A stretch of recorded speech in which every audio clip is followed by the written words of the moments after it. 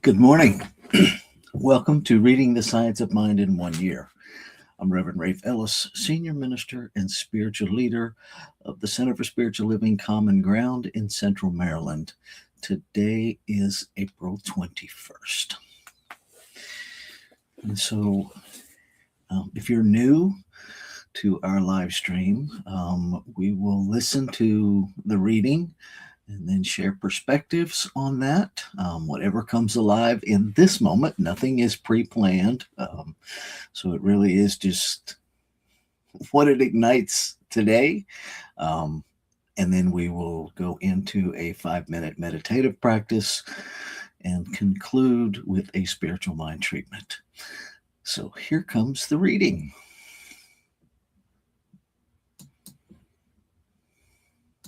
Reading for April 21st, Science of Mind, A Philosophy, a Faith, a Way of Life by Ernest Holmes. Reading from page 164, paragraph 3, through page 166, paragraph 3, using inclusive language. The way of treatment. In treatment, we turn entirely away from the condition, because as long as we look at it, we cannot overcome it. By thinking upon a condition, we tend to animate it with the life of our thought, and thereby it is perpetuated and magnified. Treatment is the science of inducing, within mind, concepts, acceptances, and realizations of peace, poise, power, plenty, health, happiness, and success, or whatever the particular need may be. Treatment is not willing things to happen. It is to provide within ourselves an avenue through which they may happen. Treatment opens up the avenues of thought, expands the consciousness, and lets reality through.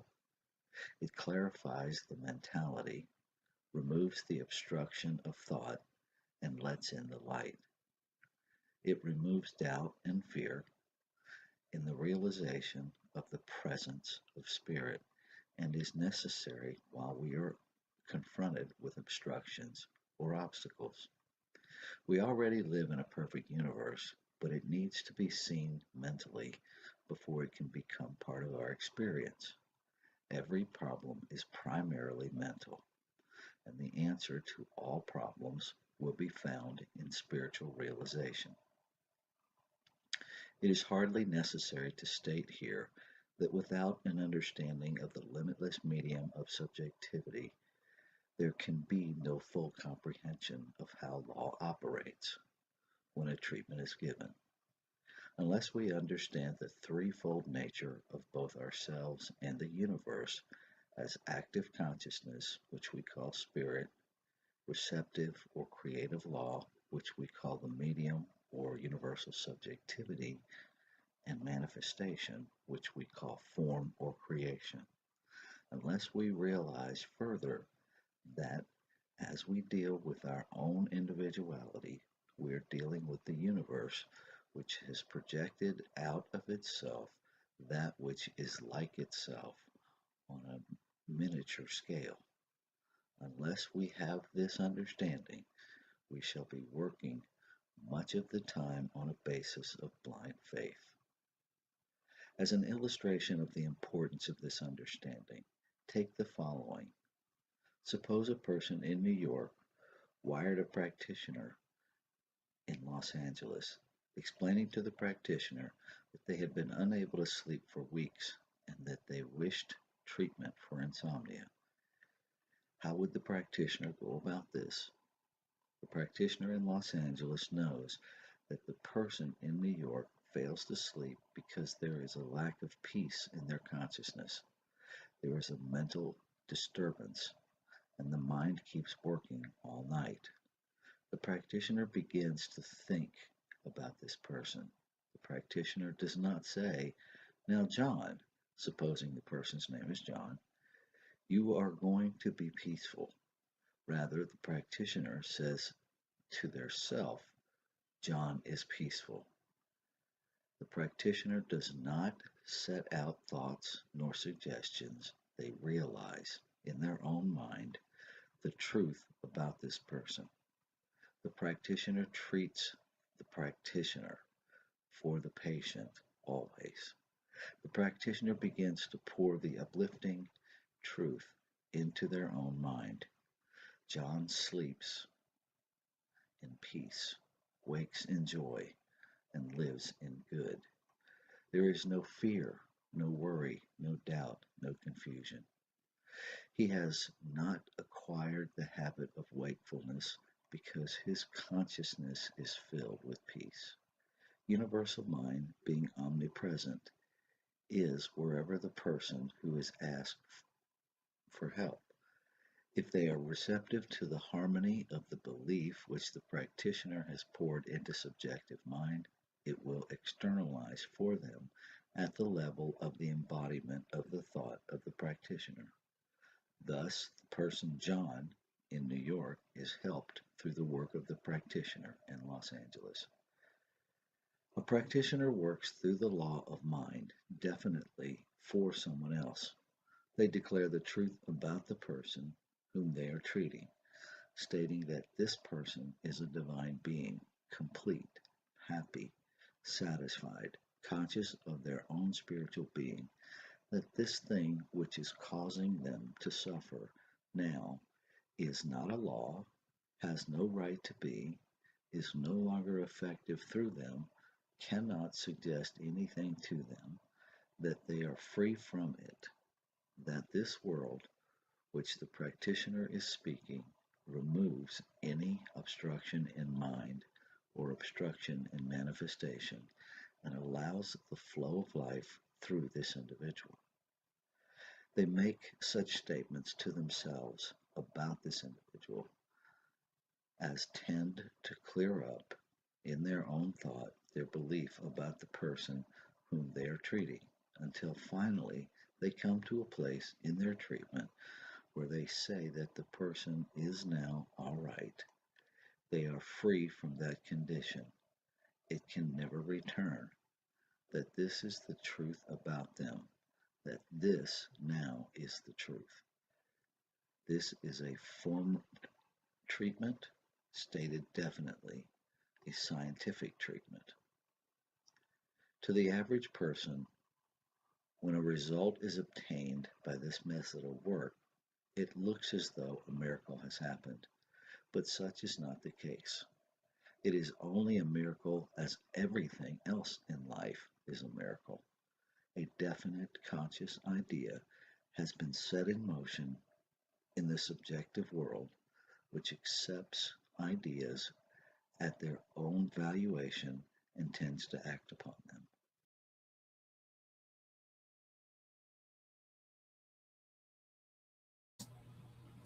Ah, Spiritual Mind Treatment 101. And if we understand spiritual mind treatment, we understand a whole lot more. Let me explain. To really understand how spiritual mind treatment works, I have to understand the creative process. The creative process demands that I understand the concept of wholeness, the concept of one expressing in multiplicity. That I understand the triune nature. And I say triune nature because sometimes we get confused and think there are three separate parts of the creative process. Really, there's one creative process and three functions, three expressions, but they're not separate. We can't have any separate anything in one whole thing. And I think sometimes that's the hardest thing for us to grasp in this physical realm because we're so saturated with the idea, the concept, um, the lie, the spiritual lie. It's helpful in this physical realm, but spiritually, it's completely inaccurate that there's any separation. Right? And so when we understand that, all of this other starts falling into place. So there's one whole everything.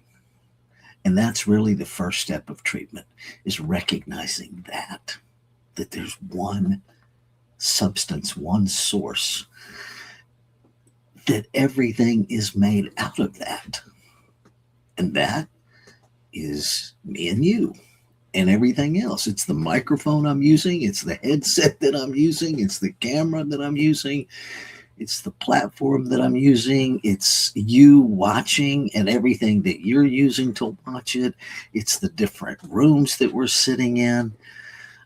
All of it, everything we experience is this consciousness, is the substance of creation expressing in form.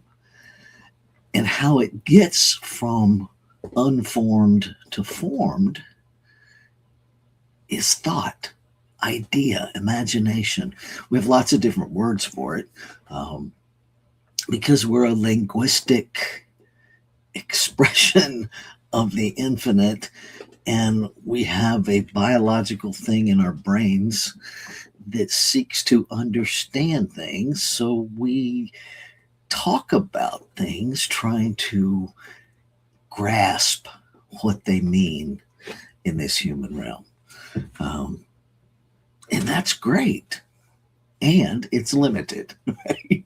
And so it's always a dance trying to clearly articulate. And that's the beauty of the spiritual journey, because literally metaphysics above the physical is that place where we understand and experience beyond words. Um, and that's where we get to in the fire of treatment, of spiritual mind treatment. You'll notice in the writing for today, Holmes uses what are called denials when he talks about what doesn't exist, right? Um, he taught that denial helps us shake loose the things we're stuck in, right? Um, and it's as simple as saying that there is no fear, no worry, no doubt, no confusion. He doesn't go into a whole big long story about it. He just simply says these things aren't real. There is none of this. And what he's saying is that those things aren't real in the spiritual realm. They're not spiritual truth. He's not saying we don't experience them. He's denying their spiritual reality because we're experiencing them. We're experiencing them because of the thoughts that we're having. And so we deny that there's any spiritual basis in order to free us from that conditioned thinking. And then we affirm what is true: perfect peace, perfect clarity, infinite intelligence expressing in, through, and as. Right? And so we deny what's not true, we affirm what is true, until everything in us is moved to that experience of gratitude. And then we know we're in the fourth step, the Thanksgiving step. And so we speak that gratitude. And then when we have spoken all of the gratitude that we are feeling, we release. And the release can actually be a bit of a confusing step, because the reality of it is law has already, the aspect of law, the doer within that creative process, has already received the ideas that we're holding in consciousness, in thought, and acted upon it. So we're not releasing spirit to act as spirit upon spirit. What we're doing is kind of a second cleanup of releasing any fear, releasing any doubt.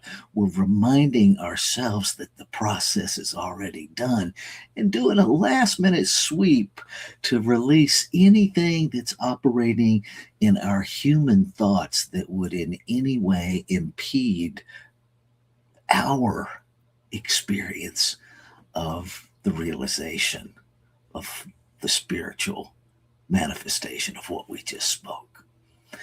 And so that is a breakdown of spiritual mind treatment.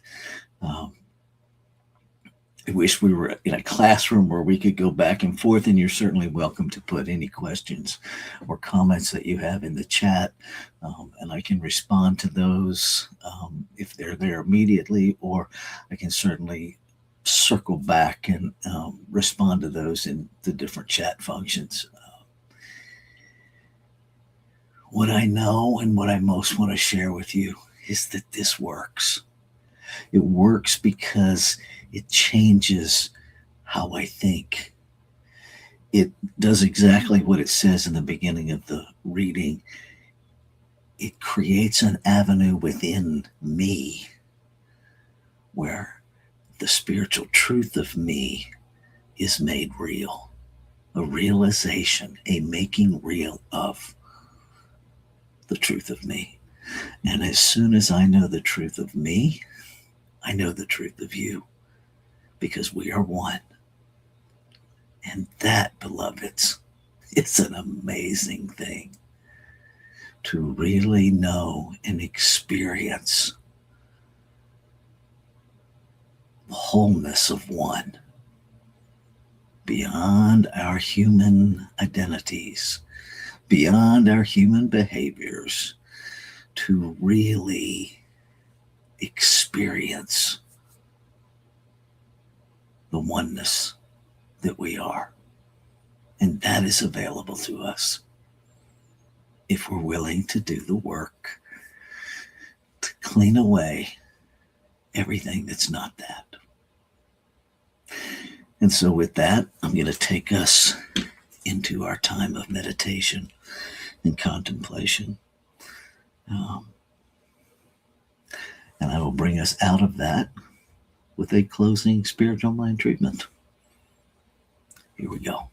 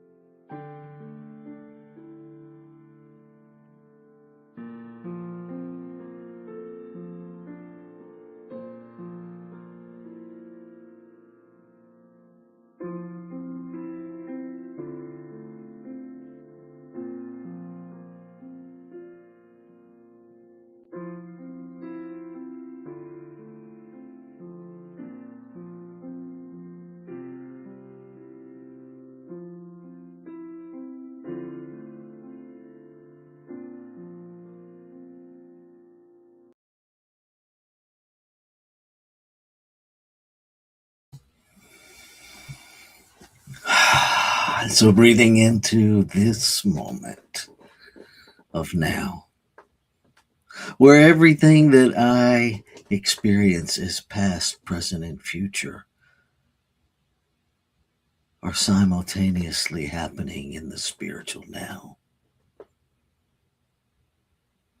where I recognize one substance that is the source of all creation, that is the substance of all creation, that is all creation, because it is itself expressing individualized as every expression in this physical form, surrounded by the unformed. One, always one, never separate from itself, limitless, nameless, changeless. One. Nameless because it cannot be limited by a single concept. And yet we know it by many, many names: God, Spirit, love, light, the great mystery. It is all those things and more. It is the breath that is breathing itself as life. And so it is my breath. It is the source, the substance of me, the infinite, the I am, expressing, individualized as me. And what is true of me in the truth of one must be true of every expression of it. One breath breathing, one life expressed in multiplicity, never separate from itself. And so no expressions of it can ever be separate from it.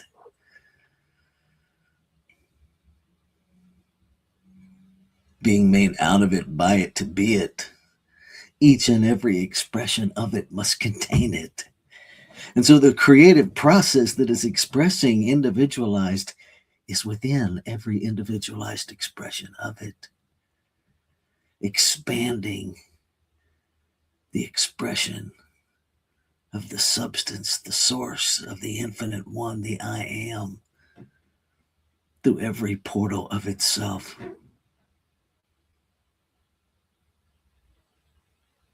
So knowing this to be true, I speak my word, claiming and affirming that each and every portal, each and every expression of divinity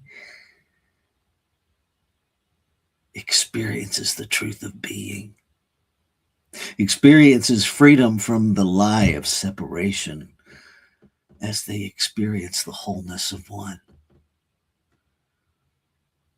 experiences the freedom from worry and doubt and fear as the truth of being, as the confidence of one.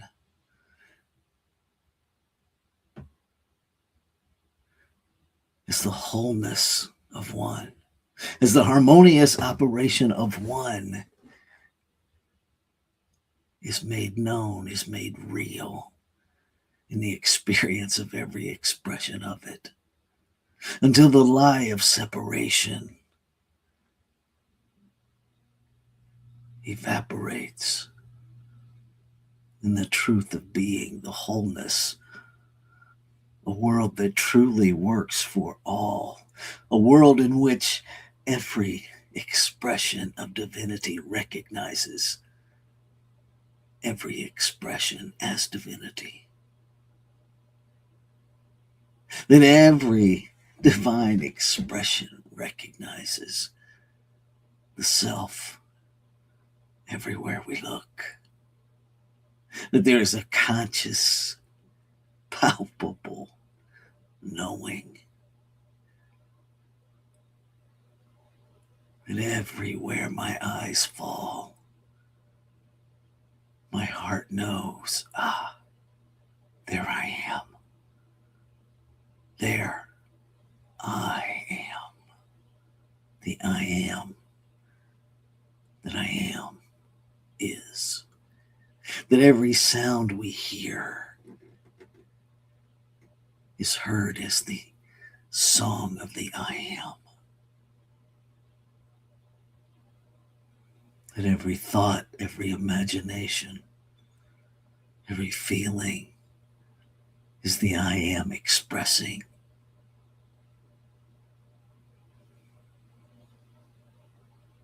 And that gratitude is the only experience of the awe and wonder of life itself. That gratitude is the state of being.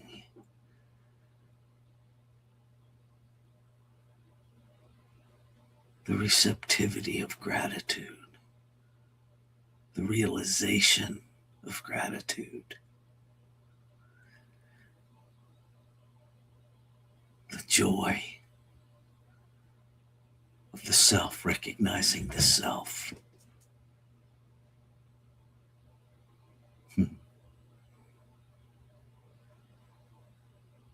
The activity of law experienced as gratitude. And so knowing it is complete, knowing that the word spoken is the word fulfilled, I can let go of all of the mental noise that questions. I can let go of all of the human conditioning that tells me I have to make something happen. I let it all go so that I truly am releasing my word from my human constraints, so that I experience the full power and manifestation.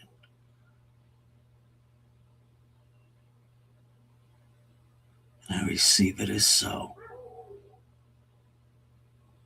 Ashe. Shalom. Ahu. Amen. Amen. And so it is. Namaste.